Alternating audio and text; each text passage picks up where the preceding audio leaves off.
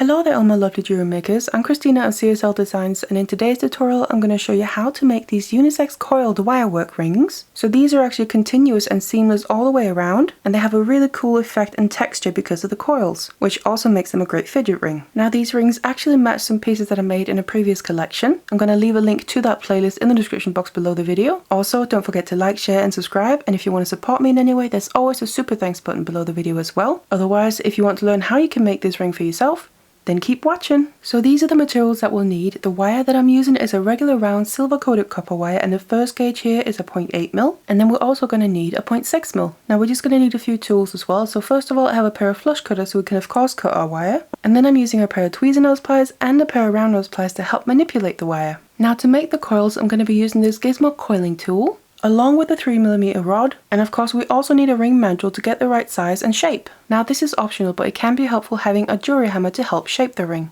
Of course you're going to be able to find the material list and useful links in the description box below the video. Otherwise, let's get it all ready and let's get started. So I'm going to attach the coiling gizmo to my desk and put the rod into the corresponding hole. Then take your 0.6mm wire and wrap the end around the handle, and then you just want to start turning it so we can get our coils onto the rod, and just make sure the coils are nice and tight and also the wire is not overlapping itself. And then once we've coiled the whole rod here, you can just go in and cut off the wire, and then we just want to remove it from the rod. Just undo it and then take it off. You can also just go in and then cut off the other end here, so we have both ends nice and neat. So what we then need to do is start opening up this coil a little bit. So I'm going to just grab a pair of pliers and grab onto one end just on the first few coils there, and then another pair of pliers and grab onto the other end. And then you just want to basically start pulling them apart and do it nice and gently so the coil starts to open up a bit. And basically what you want is to have enough of a gap between the coils so we can fit in another coil. So basically the width of the wire itself. So something a bit like this. And then what we need to do is cut this into 3 even lengths. So I'm just going to get in a measuring tape and then figure out the length and obviously divide that by 3. And in this case mine is 42 centimeters long, so I'm going to cut by the 14 centimeter mark. But of course that might be different depending on yours. But just cut it into 3 somewhat equal pieces. 1, and then you can just use that to measure against. Cut.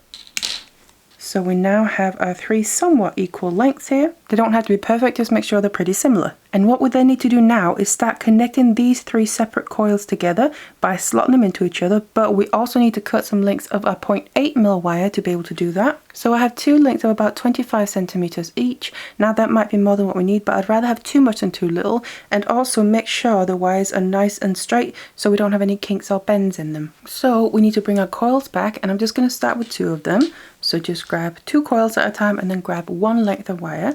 And then what we need to do is start from one end, and we kind of want to start slotting the coils together, just like that. And then you'll find that where they overlap, you have a little gap where we can then feed this length of wire through. And that's basically what's then going to hold the coils together. So you just want to keep pushing them together. Make sure we don't skip any coils so they're slotting perfectly into each other, and then just push the wire further along. And as you can see, you'll find you get a little bit of a twist there. Don't worry about that. Just keep going. And then we have the wire coming out here at the other end. You can just feed the coils down to about the midpoint of the wires. Now what you can do now if you want to is straighten this out, but you can also then add the last coil with the last length of wire and then straighten it out at the end. That's completely up to you. I'm just going to start adding the coil as it is. So again, go back to the beginning and then choose one of the coils that you then want to slot this third one into, and just like before, then grab the length of wire that we have left and just slot it into that little gap where the 2 coils overlap, which will then connect them together. So same principle, make sure the coils are lining up nicely and we don't miss any coils and they're all sitting perfectly aligned. And then just keep going like this again to the other end. Now this one might be a little bit trickier because obviously the piece is a little twisted, but just push gently and help it along the way by pushing the coils together as well, so we get that gap in between them where the wire is feeding through. And again we then have it coming out on the other end, and again just make sure to get it to about the midpoint of the wire. So we have our coils sitting in the middle there. Now of course here we then have that twist that we just need to untwist, so you just want to start on one end and of course just push in the opposite direction to where the twist is going.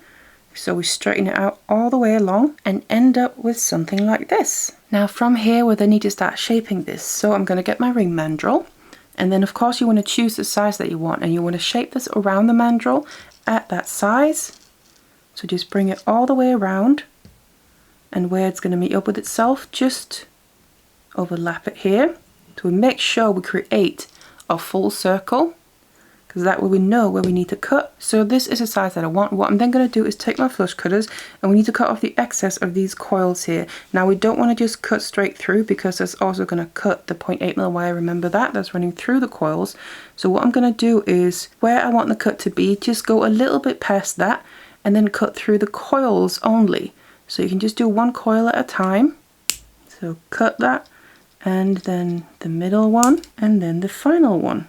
And then we should be able to just slide the remaining coils. If you want to, you can slide them off, or just further down the wire, so we can maybe reuse this, because then we can just cut through the 0.8mm now, like that. And you can always, if you have enough left, use this maybe for a second ring. But then from there, I'm just going to remove it from the ring mandrel. We have the basics of our ring. Now of course it's open on the ends, and we do just need to fix that. So basically it ends up being a continuous ring all the way along. So to do that we need to open the ring back up a little bit, but don't worry about the shape. We can always put it back on the mandrel, just enough so the ends of the wire here will reach to the opposite end of the coils. So just kind of bend the wires a little bit downwards so they'll face into the end of the coils there. So these are the longest ones. I'm just going to then make sure they're not overlapping, so keep them separate, and then I'm going to basically feed them in through the same path where the other ends are coming out from. So we make sure we go in to those gaps where we connected the coils, and then we can just gently push them in further. So we're basically ending up with double 0.8mm wire in some of the area. Now it can also be beneficial to just grab a pair of pliers here, because these otherwise we don't want them slipping into the coils and disappearing in there. We just want to make sure we keep the ends out, because these ends then need to be put into the opposite end of the coils in the same way that we just did with the first ones. So you can just bend them a little bit into place, and then we just gradually want to get the ends of the coils here closer together. So just push the 0.8mm wire through, and then you can just use your pliers if you need to help feed the wires into the correct gap there where the other ends are coming out from.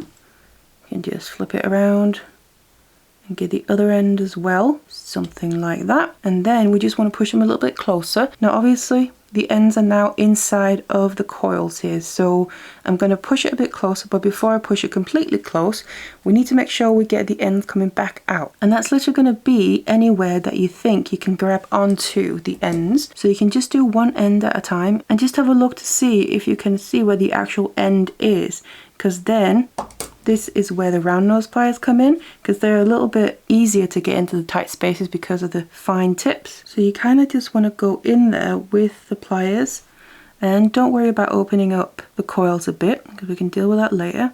And we basically just want to get to the very end of the wire and just be able to grab onto it with our pliers here, and basically start bringing it outward to the side. So you can just see it there, then bring it outward a bit so we can more easily grab onto it with our tweezer nose. Now we just want to grab onto the other end as well.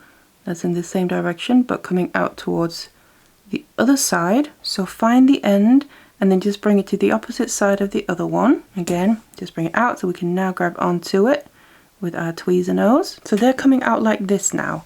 Then what we need to do is the same thing on the other end with the other lengths of wire. So again, find where the end is and then just go in. Start out with your round nose pliers because they have the smaller tip, and grab onto that, and then bring that outward towards this side here. So again, we can easily catch onto it with our tweezer nose pliers. Now just the last one we also need to do, and then bring that out to the opposite side. So we have something that looks a bit like this now.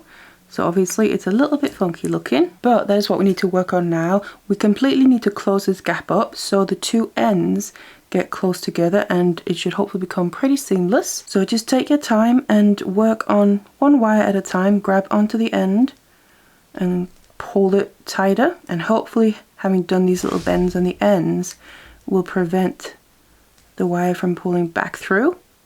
You can see, grab it a little bit tighter and then pull the other ends. We'll bring in the ends closer together. Now what you then also just want to do is make sure the ends here meet up nice and neat. So they might be a little bit uneven. What you can then do to fix that is, as you can see here, one end has got a little bit of an extra coil as opposed to the other ones. So I'm just going to go in with my cutters and cut off that coil, just to make it more even. So we have as much of a straight line across as possible. And then once you're happy with that, you just want to keep pulling at the wires here to get that gap really closed up until it then looks a little something like that. You can see, pretty nice and seamless. Now what we have left to deal with are of course these ends here, weirdly sticking out of the coils themselves and the shape of the ring itself. So what we need to do first of all is start getting rid of these. So I'm just going to work on one at a time. Now everything is in place, so we don't need these wires anymore either. What I'm going to do is start to bend them downwards a little bit, and then I want to go in and cut off the excess, but just make sure there's a short little tail left. So something like that. And then I'm grabbing my tweezer nose pliers again and grabbing onto that very short end and just pulling at it a bit while I'm then bending it back inwards. So it's kind of a little hook shape. So the end of the wire ends up back inside of the coil and goes back downwards. So that hook shape is going to grab onto the coils as well and make sure the wires aren't going to run through and come undone. You can just flip it around, do the same with the one on the other side. Cut off the excess, grab onto the end with your pliers, pull at it a little bit before we then bend it back in the opposite direction and create that hook shape and ends up fitting inside of the coil. Now go to the other ends and do the same thing. Bend it a bit in the opposite direction here. Cut off the excess, leaving that short tail. Grab onto the end, pull at it a bit, and then bend it to the hook shape, and then it slots in nicely there. The last one we have, get rid of that as well in the same way and create your hook shape. So we've now basically gotten rid of the actual ends of the wire. Now of course this looks a little bit weird, so you can just manipulate it a bit with your fingers first, but otherwise what we need to do is bring back the ring mandrel, and because we've hooked the wires in place, nothing should come undone as we kind of put this back into shape. So just push it down the ring mandrel so we get that rounded shape in place again. Now you'll see that we're still left with these little gaps where the wires were coming out through the coils. So all I'm going to do to help fix that is take my tweezer nose pliers and basically close them back up. So get the coils back into the shape that they originally were as much as possible. So those gaps were basically just temporary.